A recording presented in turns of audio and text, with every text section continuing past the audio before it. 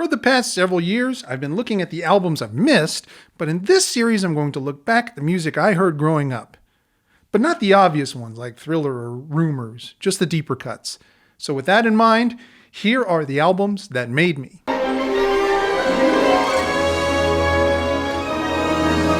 Star Wars was released in theaters when I was 7 years old, and to say it had a huge impact on my life at the time is definitely an understatement.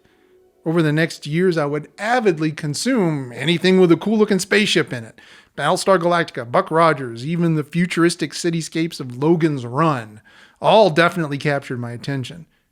And of course, Spielberg's amazing Close Encounters of the Third Kind, which also came out in 1977. That Christmas of 1977, I got 2 albums for Christmas.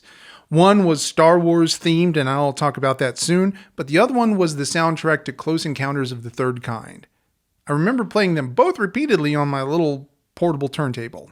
And the thing about the Close Encounters soundtrack when compared to the other scores of John Williams, it is the more musically challenging thing I think he's ever been associated with. There are some genuinely sophisticated and even occasionally atonal passages. And memorizing that album at an early age, I can't help but think now how it might have shaped my taste later in life.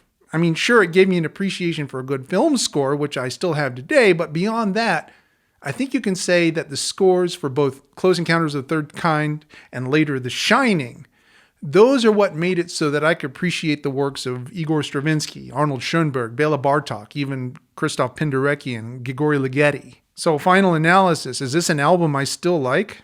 I do. Is this an album I still spin regularly? Not really, maybe once or twice a year. Would I recommend the soundtrack to Close Encounters of the Third Kind? Only to those that already have an appreciation for 20th century classical music, but don't know how deep into that style that John Williams actually went.